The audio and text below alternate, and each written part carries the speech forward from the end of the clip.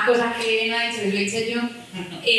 La primera diapositiva todo el mundo suele poner pues lo que es, pero hay cosas que no se pueden comunicar tal cual. Entonces, a mí la parte de deporte adaptado me ha venido también por culpa de mi familia, porque mi abuelo era amputado de brazo y mi padre es una persona con daño cerebral adquirido. Entonces, imaginaros la importancia que tiene para mí el movimiento y el deporte a día de hoy. O sea, es que es mi vida. Como decía antes Pilar, pues mi vida se ha creado en torno a lo que es la neurorehabilitación, todo el proceso de aprendizaje del nuevo patrón, entonces de ahí viene. Y una de las cosas más bonitas que me ha dado el deporte adaptado también es poder deciros que soy donante también de órganos y de médula. Porque parecerá una tontería, pero yo creo que cuando estamos dentro del deporte es muy bonito predicar con el ejemplo y poder también llegar a los pequeños. Y si alguno estáis pensando ser donante de órganos o de médula, pues yo os invito porque hace mucha falta ayudar a los demás. Así que empezamos mi ponencia con el deporte adaptado. A mí me gustaría deciros también que si hay alguna persona aquí que ya me ha estado comentando que trabajéis con algún deportista que tenga algún tipo de discapacidad. ¿Quiénes trabajáis? ¿Ya me lo habéis comentado? ¿De qué? Soy secretario de la Federación de Deporte Adaptado. ¿Pero de físicos o de parálisis? Sí, tenemos todas las discapacidades. Tenéis igual que Castilla-La Mancha. Yo con el Special Hockey. Especial sí. Sí. También. ¿Y por aquí? ¿Ninguna más? ¿Sí? Sí, con la petanca. La de bocha. No, de bochas no. ¿De petanca? De especial también y bueno, y algunas, uno de nuestros técnicos también tiene una amputación y hace Natación. Sí. Pues eso vengo a hablar un poquito también por la parte mía de que soy clasificadora internacional de rugby y silla de ruedas, clasificadora de hockey y silla de ruedas eléctrica, clasificadora de natación. Estoy en proceso de poder ser internacional, no lo sé todavía, porque natación y atletismo son los deportes más complejos de evaluar. Entonces os vengo a hablar de ello. A ver, cosas que vemos por defecto. El deporte adaptado es una niña bonita. Es algo que llama mucho la atención, que todo el mundo quiere tener en sus federaciones y sus clubes, pero que vemos con pinceladas.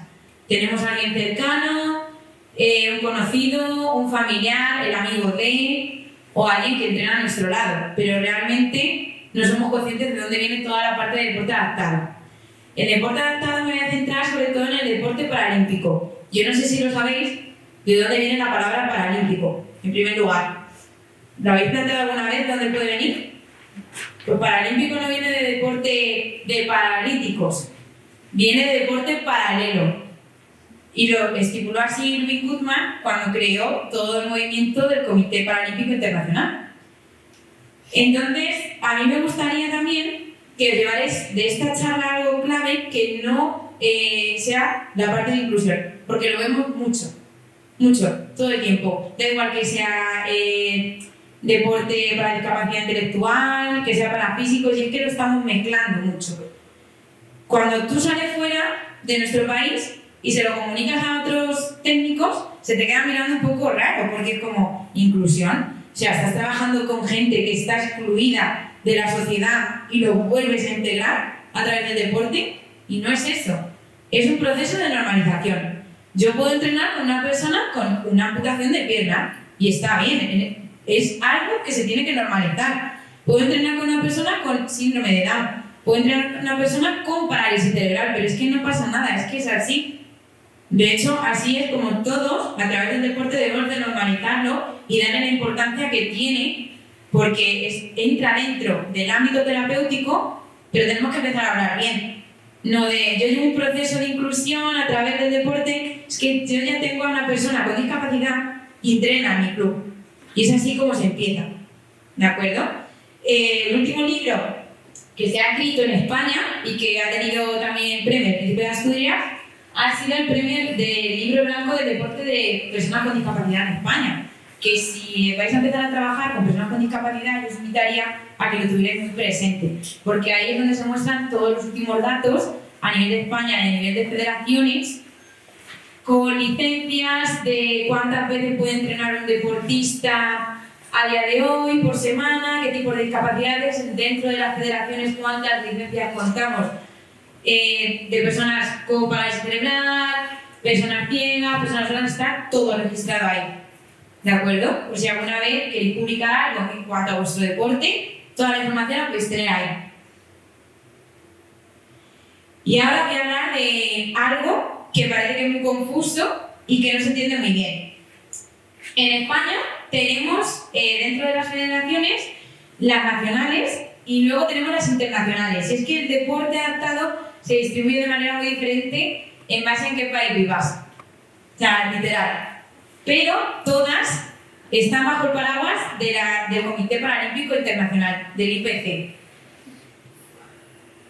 Dentro de las internacionales tenéis federaciones específicas de grupos de discapacidad y luego tenéis también federaciones propias de los deportes paralímpicos. Aquí quiero aclarar una cosa, porque cuando lleguemos a los deportes nacionales, y es que los sordos tienen sus propias paralimpiadas, o sea, tienen sus propios juegos para sordos. ¿Vale? Por si acaso os suena que no veáis dentro de las federaciones esa federación específica, pero aquí en España sí la tenemos. Las internacionales, que sí que integran su deporte dentro de ella, como puede ser la de bádminton, tenemos también la de triatlón, tenemos la de curling, la de tenis de mesa, la de taekwondo. Y ahora venimos con las nacionales, como os he comentado. Tenemos 4 federaciones que sí contemplan deportes paralímpicos, menos la de sordos, porque ellos tienen sus propios juegos.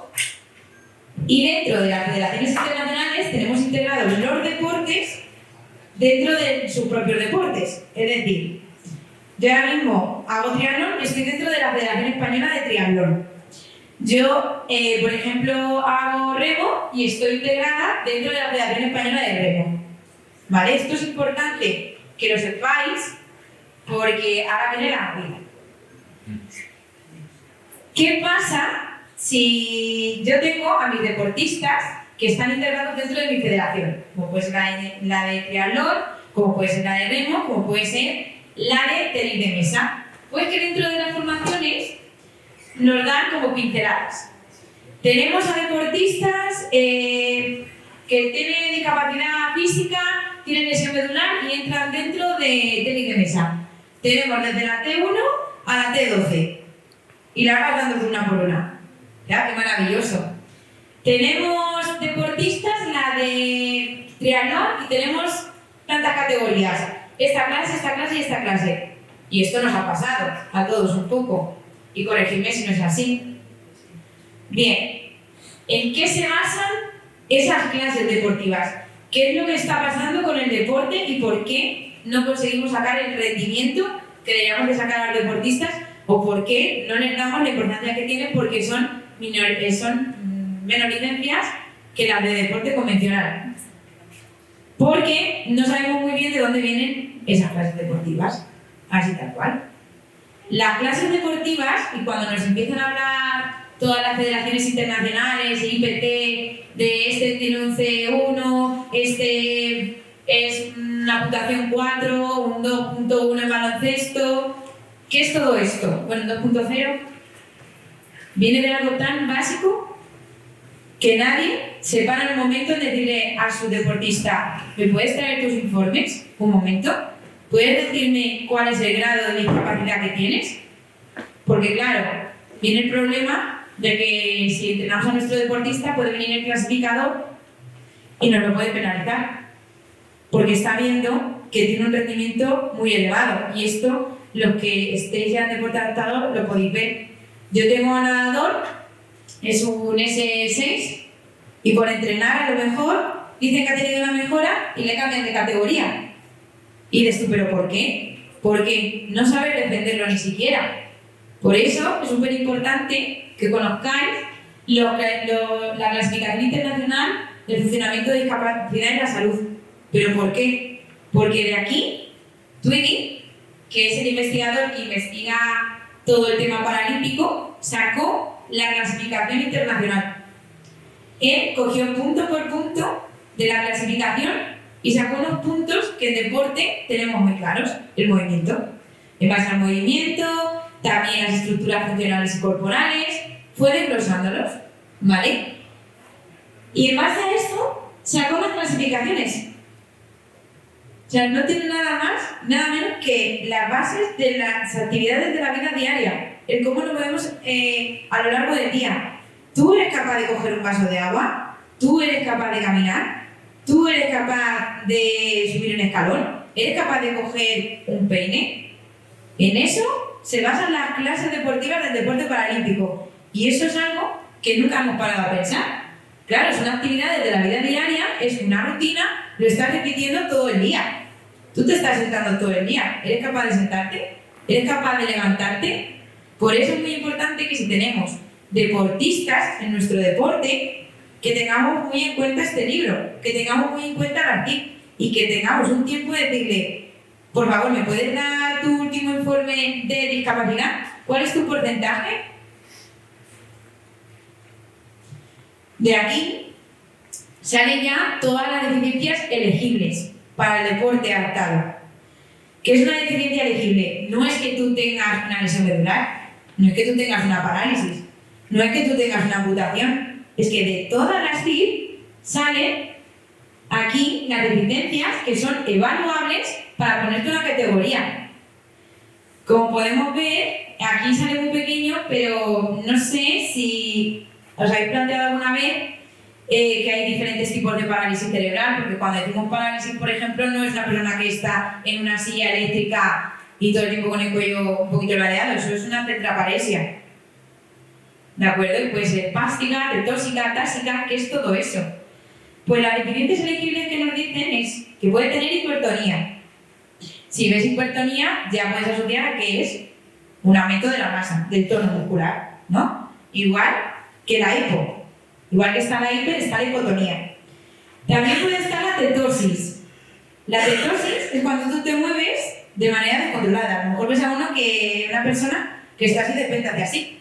Eso es atetosis. Atasia es que tú vas caminando y de repente te falla un pie porque no lo has controlado y te desequilibras. Pierdes la estabilidad.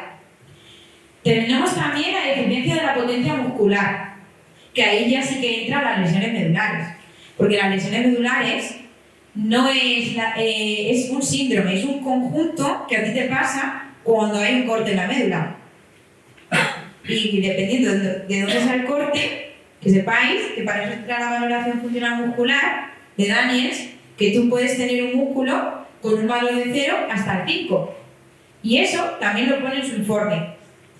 Puede ser que nos centremos mucho en un gesto deportivo y que no lance bien y que le digan, no, pero es que tú tienes que lanzar la canasta. Ya, pero es que esa persona, si no nos leemos su informe, puede ser que nunca lance la canasta como nosotros queremos o como nos lo pone el libro. Tenemos que saber cómo la lanza y nos lo pone ahí. A lo mejor tiene un bíceps que es un 3.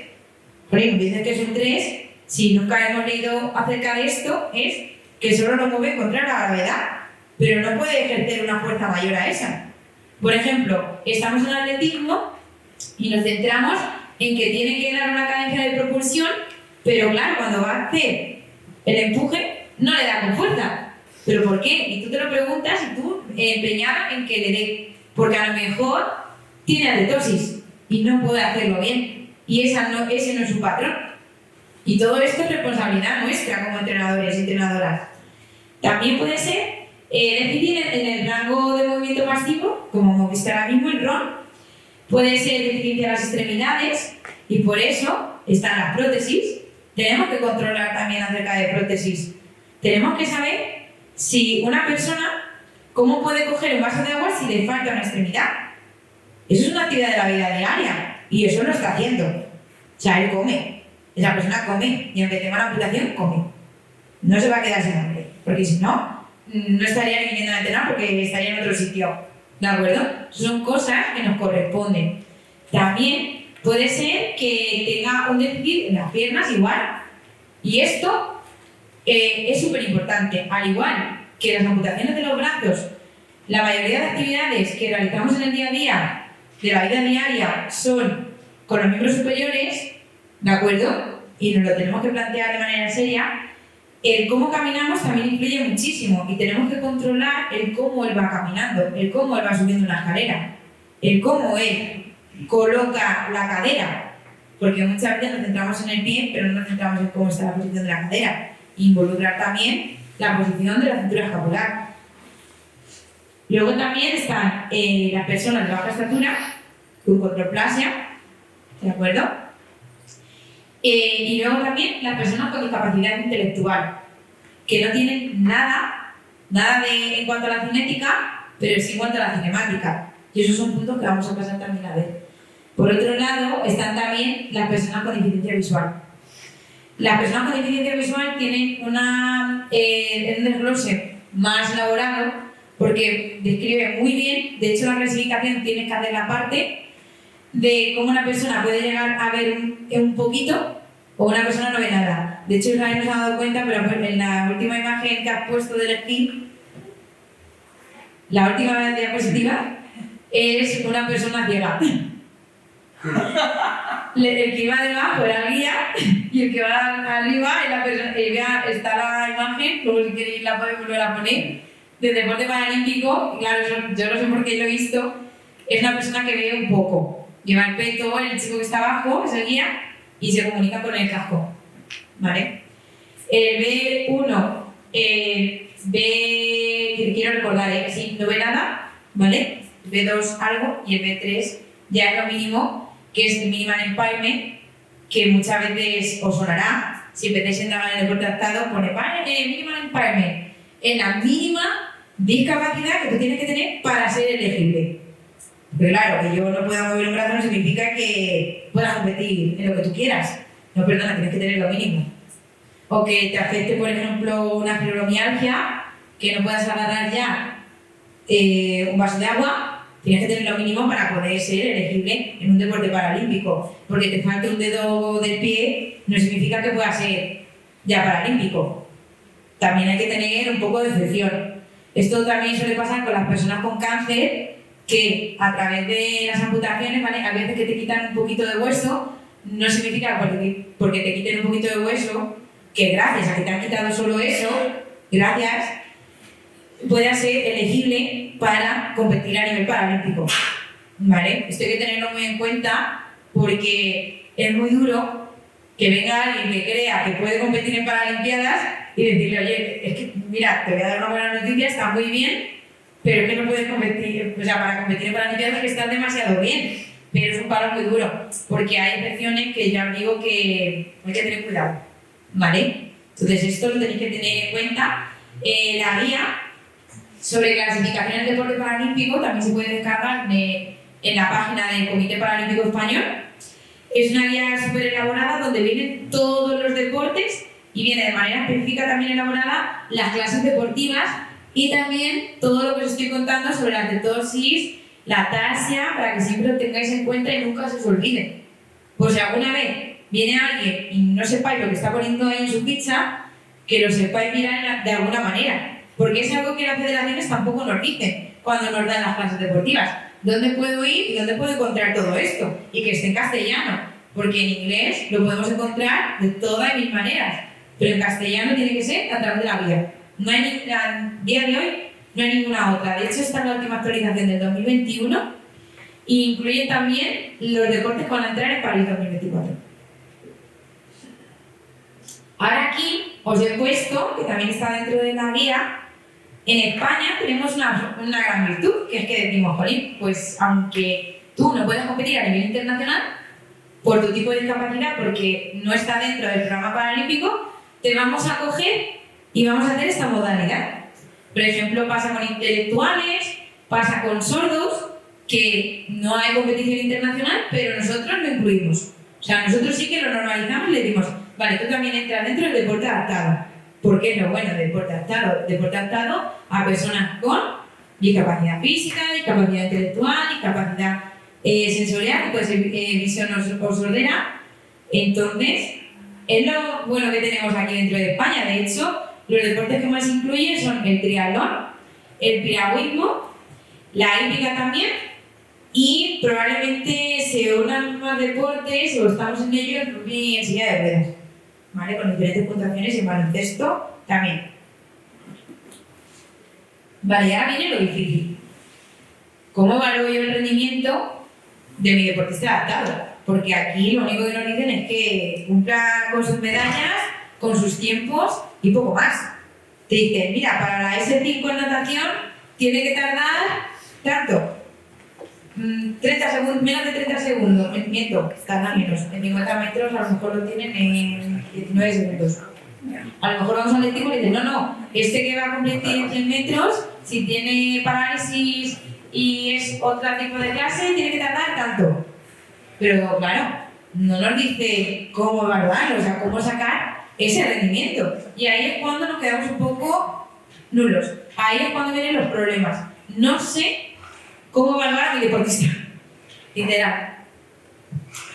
Pues una de las maneras que tenemos para evaluarles es a través del movimiento eficiente. Todos tenemos algún movimiento en el que somos eficientes. Y son nada más y nada menos que las actividades de la vida diaria. Yo soy muy eficiente, por ejemplo, subir y bajando escaleras, porque todos los días subo y bajo escaleras. Yo soy muy eficiente agarrando objetos, porque todos los días me dedico nada más a levantarme en agarrar, por ejemplo, que sea la toalla. ¿Sí o no? Lo hacemos. A veces, ahora mismo, habrá gente aquí en la sala, porque a lo mejor es más eficiente sentándose que caminando para ir a hacer deporte, porque no tenemos tiempo por lo que sea, pero somos eficientes. Yo soy eficiente sentarme. ¿De acuerdo? ¿Cómo podemos evaluar esto? ¿Cómo se evalúa el movimiento eficiente? Pues según lo que nos dice toda la evidencia científica, es en la evaluación del gasto energético que está haciendo nuestro deportista. ¿Cómo puedo evaluar el gasto energético si tengo pocos medios a día de hoy y no puedo estar todos los días haciendo una prueba de esfuerzo, no puedo saber sus umbrales, no puedo tener todo lo que pasa hoy en día en España? No tenemos especialistas que nos sepan decir cómo es esa prueba de esfuerzo o sacar los umbrales, porque, por ejemplo, de ese medular, a partir de una T6 hay problemas de bradicardia y termorregulación. Entonces, hay veces que no sabemos sacar esos umbrales de manera exacta. Lo que pasa también es que los protocolos, ¿vale?, de las pruebas de esfuerzo son de manera alternativa. ¿Qué pasa? Que luego vamos a nuestro deporte y la propulsión de la silla no es manera alternativa, es manera simultánea. Entonces luego les ponemos los entrenamientos y no van acorde a lo que me ha salido en la prueba de esfuerzo. Yo digo, pero es que este chico o esta chica no me está cumpliendo con lo que ha salido en la prueba. Pues a través de lo que nos dice la evidencia es biomecánica, bases cinéticas y bases cinemáticas. Yo me gustaría saber si de aquí en la sala sabéis diferenciar lo que es la cinemática y la cinética. Porque nos hablan de la biomecánica, pero muchas veces nos quedamos como, ¿qué es esto? ¿Sabéis diferenciarlo? Vamos, siendo en ciencias del deporte, ¿sabéis diferenciar qué es cinética y cinemática?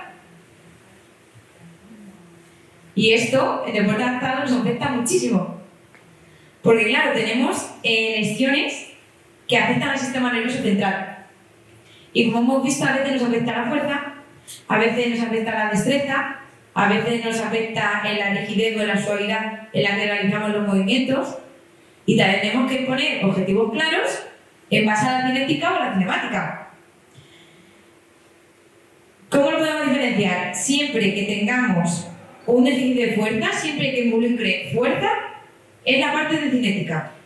Siempre que involucre la parte del movimiento en cuanto al desplazamiento, la suavidad, la rigidez, es cinemática.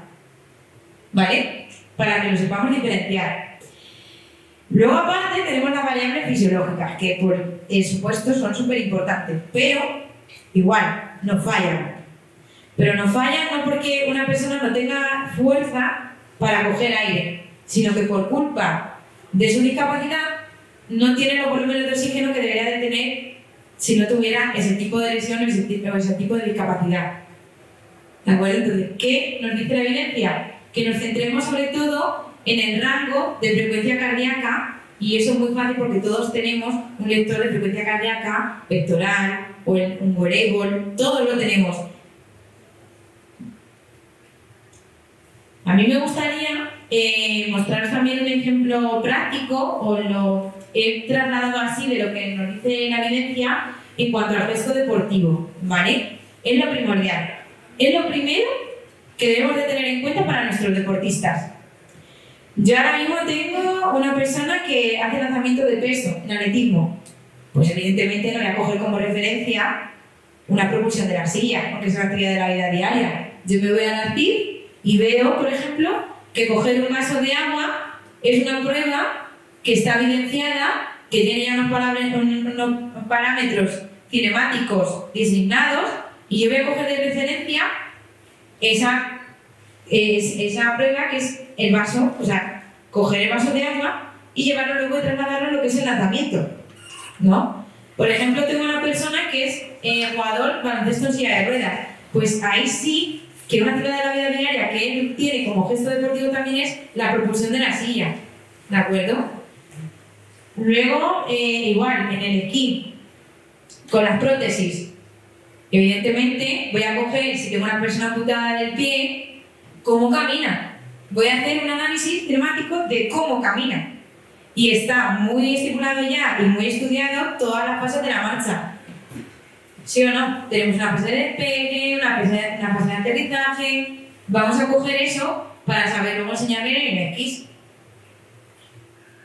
Os he puesto el caso práctico para que veáis que tal vez las cosas no son lo que parecen con la clase deportiva, de una de mis jugadoras de rugby en silla de ruedas, que es un 3.0. Te dicen que el 3.0 del libro, lo que nos puede decir la federación es que tiene tronco, que tiene un control de tronco estupendo, que se maneja súper bien, y esto no es verdad, porque ella tiene una lesión torácica a nivel dorsal y a nivel 2, o sea, y es una asia A. Eso quiere decir que está completamente dañada la médula y no siente ni moviliza nada a partir de aquí para abajo. Pero claro, si a mí me llega con un 3.0, yo digo que esa persona tiene tronco. Entonces, para que veáis la importancia que tiene de saber también la tetosis, la táxica, todos los descriptivos en los que se basa luego la clasificación paralímpica. ¿De acuerdo?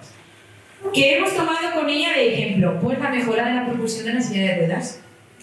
Evidentemente, porque es su actividad de la vida diaria, es con lo que se desplaza. Por ejemplo, para que os hagáis una idea, si fuera la amputación de pierna, sabéis que hay diferentes maneras de marcha, hay diferentes patrones de marcha. Pues la propulsión de la silla pasa igual.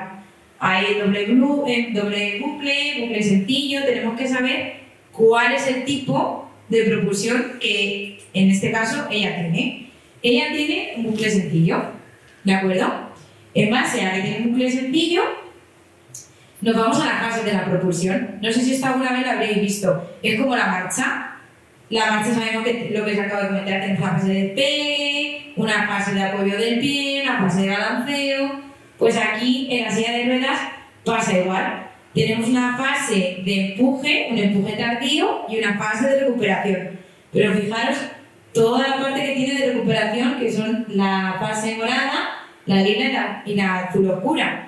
Son y coinciden con toda la musculatura que ella también trabaja con las actividades de la vida diaria, como son las presiones y las manipulaciones deltoide, pectoral, y eso está más que evidenciado, ¿de acuerdo? Entonces, en base a todo esto, le hemos calculado pues toda la temporalización del programa de fuerza. No sé si se podrá ver. Creo que sí. Vale, primero tenemos lo que es el movimiento para trabajar con ella, la fase importante que es la de recuperación, y luego un empuje que es para trabajar la fase de propulsión. Entonces, por eso os digo que estudiando, y esto todavía, esto es a base a nivel cinemático, todavía no hemos empezado con la fase cinética. Si yo quisiera hacer énfasis en la fase de cinética, como os he puesto, hay que hacer referencia en las cargas de trabajo, ¿de acuerdo? Nunca cometáis el error con la preparación de la fuerza de decirle a un deportista que haga tantas repeticiones, dejando repeticiones bajo la recámara si son deportistas adaptados. porque normalmente viene con un trabajo de fisioterapia, viene con un trabajo de terapia ocupacional y eso es lo que entre todos tenemos que conseguir que ellos aprendan cuál es su percepción del esfuerzo. Y esto es súper importante. Por eso siempre se trabaja en torno al RM. Porque si yo estoy en una fase de aprendizaje de un patrón de movimiento y no sé cuánto de esfuerzo me está costando moverme, ¿cómo puede ser que yo te diga que es que vayas a tal velocidad o muevas una carga de trabajo, por ejemplo una pesa de 10 kilos, y te dejas bajo la recámara, pues 2 repeticiones más? Si lo estás aprendiendo. Siempre tenéis que ser claros y sois vosotros los que decidís junto con su terapeuta o el fisioterapeuta. ¿Vale? Y esto es que pasa muchísimo, porque nunca tenemos en cuenta la percepción que tiene el esfuerzo. Y es algo que también nos da muchísima información en cuanto a nuestro deportista, sobre todo en la parte de deporte adaptado, porque está aprendiendo. Y se lo tenemos que enseñar. Luego, a ver si me dejo avanzar. Vale, aquí ya sí que empezamos la barra de diferente peso, meter parte de la fase de propulsión, que hemos tomado de referencia, para que os hagáis una idea, 28 metros, que es lo que tiene de distancia una pista de rugby de ruedas. ¿Vale? Si yo tuviera un deportista de atletismo, ¿qué tomaría de referencia? Su prueba. Su prueba puede tocar los 50 metros, puede tocar los 100 metros, los 400, y en base a eso, ¿qué le medimos?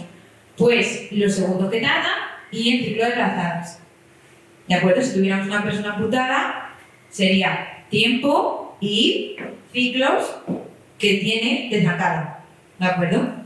Si hemos temporizado, ha ido bajando los segundos y por lo tanto también ha ido bajando el número de brazadas. Eso quiere decir que estamos haciendo un buen trabajo con ella.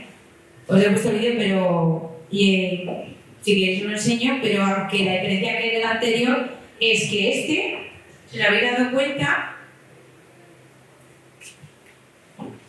el otro ha sido 2 tiempos y aquí es una arrancada. Luego aquí ya no para, carga, empuja, aquí ya directamente es para arriba.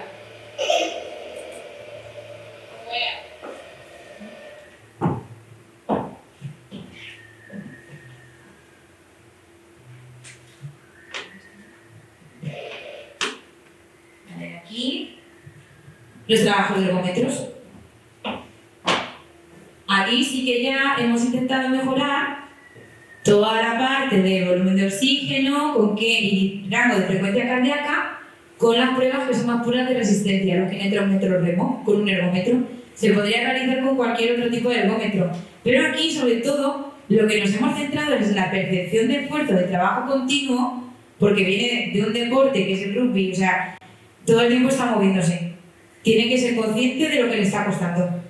¿De acuerdo? Entonces, hemos conseguido defender pues, la percepción de esfuerzo y aparte defender también lo que tarda en realizar los 500 metros de remo, pero con ese fin de que trabaje, aparte de su percepción, el rango de frecuencia cardíaca. Siempre cogemos el mínimo y el máximo y conforme se va adaptando a la carga, sabéis que los ergómetros, no sé si habéis trabajado alguna vez con ellos, tienen un bumper, ¿vale? Que es lo del ventilador, ¿no?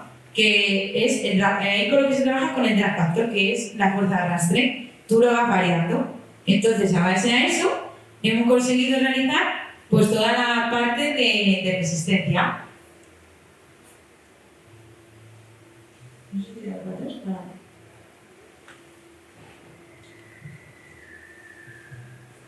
¿Vale? Y aquí ya es todo lo que estamos haciendo, pero vamos, me hubiera gustado enseñaros la parte de lo que son las amputaciones, pero ya sabéis, si me da tiempo no, pero hemos realizado también el mismo trabajo para las amputaciones transfemorales y las transfiliares, que son a ras del fémur y a ras de la rodilla. Y nada, pues si tenéis alguna duda o puedo aclarar alguna cosa, pues aquí estoy. Vamos por ¿qué diferencia hay entre deporte adaptado, deporte inclusivo, deporte discapacitado, deporte paralímpico? Es lo mismo. Pues mira, sí, no.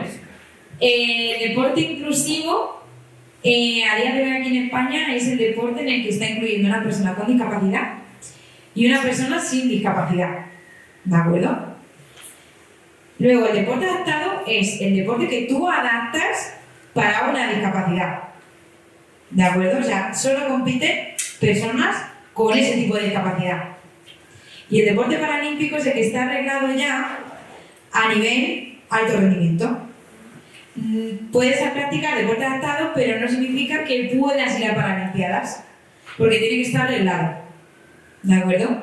Es lo que pasa aquí en España.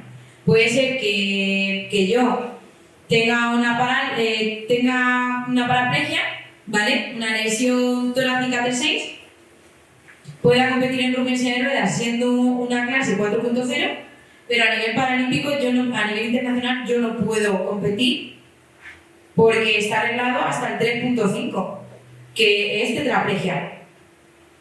Y eso pasa. Por ejemplo, en baloncesto en silla de ruedas, para que lo veáis más claro, hay una puntuación que es el 5.0. El jugador .5 soy yo, que me he subido en la silla, literal, y voy a competir con el resto de compañeros que sí que tienen una puntuación. A nivel nacional podría competir con un 5.0 en las competiciones que me dejen, pero a nivel internacional ni de broma. No puedo hacerlo. ¿Y el deporte discapacitado son? Es que el deporte discapacitado no existe. No. Está... ¿Dónde la he leído? O leído en la prensa. La prensa sí que lo aquí no. El deporte discapacitado no es el deporte adaptado a personas con, puede ser personas adultas, deporte adaptado a niños, deporte adaptado a personas con discapacidad física, intelectual, pero no al deporte de discapacitados. Eso, si suena por ahí, está mal visto, ¿verdad? No. Igualmente sí. No. A ver si te confunde con la primera diapositiva. ¿Aquí? Lo de paradeporte. El deporte adaptado para personas o deporte adaptado. Todavía podría ser tetraedad. Vamos con la siguiente. Mira, yo quería preguntarte si las clasificaciones hay criterios igualitarios dependiendo del país o de las comunidades autónomas. Sí, eso está arreglado, eso está a través de. Eso está dentro de los criterios de clasificación. Hercules de 6 en la nación, por ejemplo, es igual en Andalucía que en Castilla. Sí, eso. Que en Francia.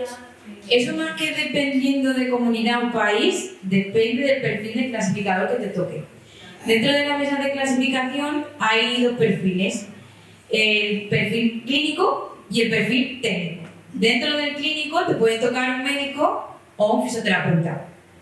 Y dentro del técnico te puede tocar un terapeuta ocupacional o el Sport Science, que es el ciencia del deporte. ¿Qué pasa? Que depende de los ojos con lo que lo ves. Por eso, cuando pasen criterios de clasificación, es muy importante que pasen tanto la parte clínica como la parte técnica, porque si no, puede haber fallos, que es lo que hemos dicho antes en cuanto al rendimiento. Si una persona clínica te ve que has hecho una mejora en base a esos ojos clínicos, esa persona va a tener otra clase deportiva. No es como el técnico, que sabe que ha estado entrenando, o sea, sabe lo que le pasa, pero sabe que ha estado entrenando y que no es que haya tenido una mejora a nivel disfuncional, sino que ha tenido una mejora en el rendimiento. Por eso siempre debéis de exigir que pase la parte técnica y la parte clínica. ¿Vale? Eso los tenéis que seleccionar como entrenadores y entrenadoras. De hecho, dentro de la guía de clasificación paralímpica, si la leéis, lo estipula y lo pone. Y en IPC, también, cuando empieces a dar tu deporte, lo ves. Tiene que pasar tanto parte técnica como parte clínica. De hecho, hay una parte de camilla y una parte de evaluación de la técnica en pista, en campo. Y entonces con las dos evaluaciones. Con las dos evaluaciones tendría que salir la clase deportiva. Es que ese es el fallo que se está teniendo a nivel internacional también, porque a falta de recursos, a falta de gente que esté especializada, te cogen un clasificador. Entonces, depende de que te toque. ¿Está mal? Sí, pero es que si te toca un técnico, puede ser que a lo mejor te evalúe de una manera y si te toca un clínico de otra. Por eso es importante que tengáis siempre claro la guía y no tanto la clase deportiva que él debería de ser. Porque, por ejemplo, en natación hay test específicos de coordinación en camilla, que a lo mejor mi deportista con parálisis cerebral lo tiene que pasar y resulta que yo voy a la camilla y el clínico le ha pasado un test de fuerza. Y resulta que mi jugador mi nadador es espástico y me pasas un test de fuerza.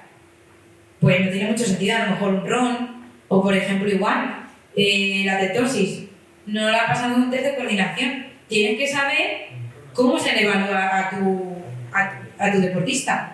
O sea, tienes que leértelo. Es que debería ser obligatorio y no tanto la clase que me diga, bueno, es que en clase 5 tiene que nadar hasta aquí y no tiene, por ejemplo, la espalda o la braza. No. Tienes que saber cómo se le evalúa.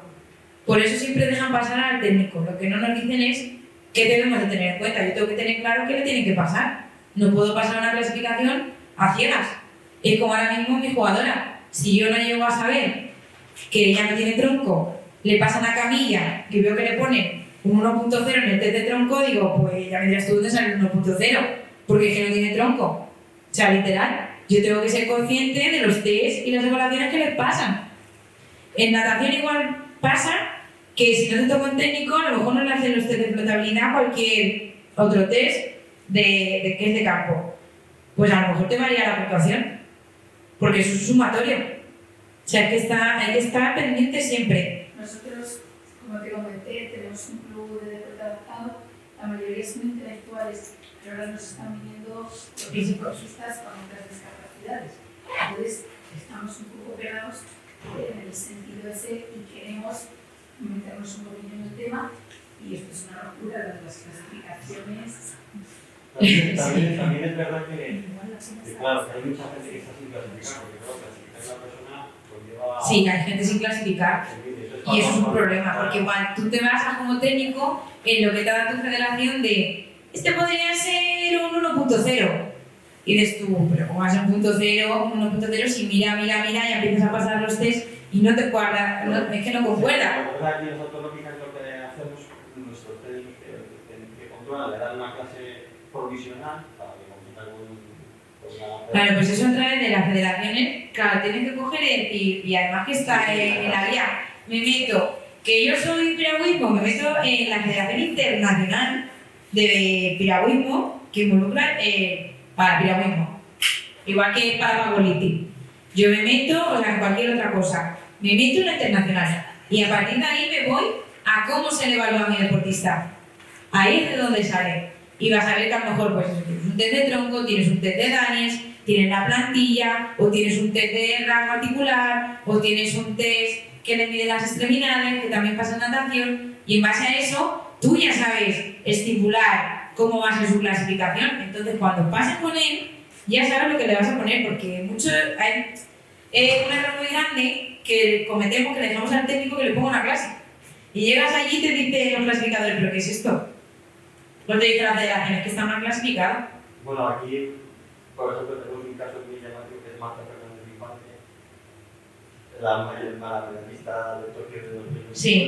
Llevaba muchos años con clase de S5 y nuestro técnico de la federación llevaba muchos años diciendo la edad española, clasificada a Marta, que está por encima. Y luego llegan internacional y te la ponen. La bajó a 4. Y tener cuidado con eso, porque podéis marcar la vida de una persona, porque en atletismo, por ejemplo, si no está bien clasificado, los puntos de apoyo varían. Puntos de apoyo, que no estoy hablando de ninguna exageración. En cuanto al lanzamiento, en cuanto a la propulsión, ahora ha habido también la problemática de las prótesis, que por culpa de la fórmula y culpa de los técnicos por no saberlo, se bajan las prótesis de tal manera que parece que no llevas tobillos. O sea, corres como sin tobillo con una prótesis, y es como, no puede ser, porque yo tengo una fase también de empuje. Esas cosas hay que saberlas. Entonces, claro, ¿qué remedio tengo? Meterme al internacional y mirarlo, porque es fundamental. No decir, bueno, ya tengo aquí un deportista y ya está, porque lo demás da igual, pues porque no le había otro deporte, pero si hubiera sido otro deporte, y bueno, también te pueden cambiar de categoría aumentándote la categoría. porque ahora mismo natación varía, 2 puntos de apoyo en cuanto a la propulsión en el agua. Pero ya digo que, por ejemplo, en rugby, que yo sabéis que es lo que más puedo controlar, te varía que juegues o no juegues, porque es un deporte de equipo.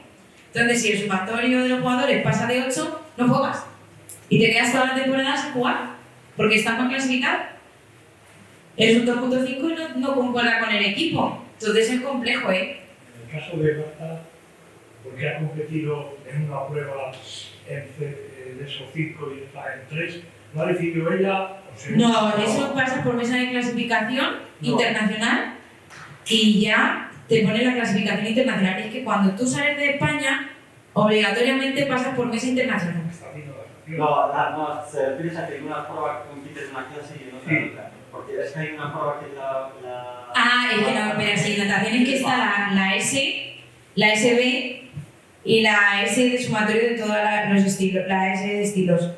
Una es para espalda y crawl, ¿vale? Y estilo libre, y otra es para brazas. Según el estilo, la capacidad que tiene, ¿no? Sí. Teníamos O sea, tienes SB. una pregunta por allí a fondo. Sí. Si pueden ser 2 pequeñas, la primera fácil, la segunda mejor. La primera fácil, me refiero a los deportes Special o Plus, tienen la reglamentación del deporte mismo. ¿No? La clasificación es la misma internacionalmente para Special Hockey, es la misma que Sara Foni, la difícil. Respecto a la inclusión, tu opinión, yo provengo de la parte educativa y está políticamente muy mal visto. El resto, yo no soy inclusivo, he visitado países como Bélgica con la educación especializada y la inclusión, la preparación es fabulosa, y el otro pues sí, vive y toma cafés con los demás, pero al final no se entera de nada. Tu opinión sobre, claro, yo desde el mundo del deporte no lo he visto tanto, desde el mundo de la educación facilísimo, pero a ver, políticamente es horrible, claro, te pueden fusilar. ¿Cómo va el deporte? ¿Cómo veo yo en la inclusión? ¿Cómo lo ves o cómo está esto hoy? Es que a día de hoy la palabra inclusión es la favorita de todo aquel político hijo de la puta. Pero lo que yo os digo siempre es porque hay que normalizarlo. Yo no me creo que sea inclusiva porque mi padre precisamente se venga conmigo a correr y viene a correr. O sea, yo no soy inclusiva, mi padre viene a correr con su patrón y está totalmente normalizado. Yo, por ejemplo, tengo un amigo igual que es Alfonso, que tiene una prótesis de piernas, se viene a caminar conmigo. Yo no estoy incluyendo a Alfonso de ninguna manera para que se venga a caminar conmigo a entrenar fuerza. O por ejemplo, una amiga mía que es Marta, que es en Sevilla, que está entrenando también en halterofilia y crossfit, yo no la estoy incluyendo en crossfit. O sea, no, está entrenando, ella tiene su patrón. Claro, yo me refiero casi cuando es la inclusiva con compañeros, no cuando... Es que pasa lo mismo, es que no está mal visto que tú digas que tiene ningún tipo de discapacidad. O sea, lo que se está llevando a cabo con el deporte inclusivo es que la persona con discapacidad participe en el deporte convencional. Y lo que hay que hacer a lo mejor es cambiar el paradigma, y si tú estás entrenando rugby en silla de ruedas, estás entrenando rugby en silla de ruedas y no pasa nada porque te sientes en la silla y lo normalices. No tengo por qué coger a la persona en silla, me lo llevo al rugby convencional cuando ya existe el rugby en silla de ruedas. Es que ese es el problema que tenemos, el desconocimiento. Porque es que no tengo por qué llevármelo. Y venga, voy a incluirte mi rugby, voy a ponerte aquí de talona conmigo. No. O en atletismo. O es que en cualquier otro deporte. Es que ya existe el atletismo, ya existe su clase deportiva con su propulsión de la silla y tiene su silla. Es que yo no lo estoy... No tiene por qué ser inclusivo, es que ya está normalizado, es que ya tienes tus reglas y no pasa nada por implantarlas en un deporte convencional. Claro, que tenemos algún caso que ha pasado del especial, ahora la tercera división, que es la quinta, por ejemplo, entre que honor, la B y la tercera, cuenta son 5. Han pasado ya. Pero el problema que veo con la cuestión política es que a la palabra discriminación, que es lo que todo el mundo te achaca, yo no soy discriminatorio, es que han quitado el adjetivo discriminación negativa, es que discriminar no es malo. El problema es que aquí ponen discriminar y le ponen la negativa como si estuviera entre paréntesis. No, si discriminas, este va a su grupo de... Es que eso es el problema también. Yo lo tengo que decir, una mala transcripción de lo que es realmente luego la lengua materna, que es el inglés. Porque disability en inglés no es ningún adjetivo ni ninguna calificación, es que no es nada malo. es que tú tienes una discapacidad y aquí en castellano parece que discapacidad es algo horrible y lo hemos tomado como un calificativo malo y no pasa nada. En algún momento, lo hemos dicho 20.000 veces, ya estamos discapacitados. Yo ahora mismo podría pasar por una lesión y no estaría capacitada para levantar un levantamiento con el que levanto ahora. Entonces, es la mala transcripción que tenemos y, claro, la mala definición que tenemos de las cosas. Claro, pero se aprovechan y tiran por ahí. Y luego también depende un poco del nivel que tenga el deportista la persona. En la educación como en el deporte, habrá gente que puedas incluir, normalizar y habrá gente que no. Nosotros aquí ofrecemos deporte segregado para las personas con discapacidad y hay chavales con discapacidad intelectual que juegan en el fútbol sala organizado, que pueden jugar en pista normalizada y hacen deporte inclusivo. Sí, ellos tendrán que decir, no es nada.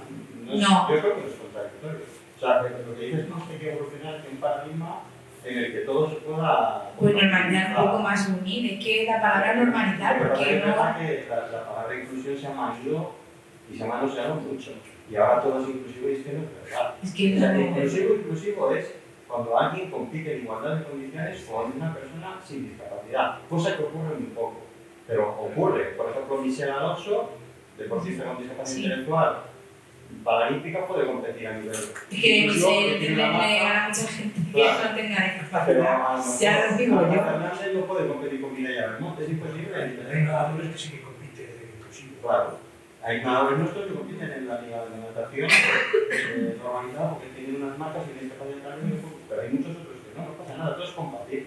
Y en la educación pasa igual, habrá chavales con discapacidad que se puedan incluir en las aulas normales y habrá chavales que no se puedan incluir. No pasa absolutamente nada. Creo que el debate se marca mucho porque se politiza mucho y lo inclusivo está de moda.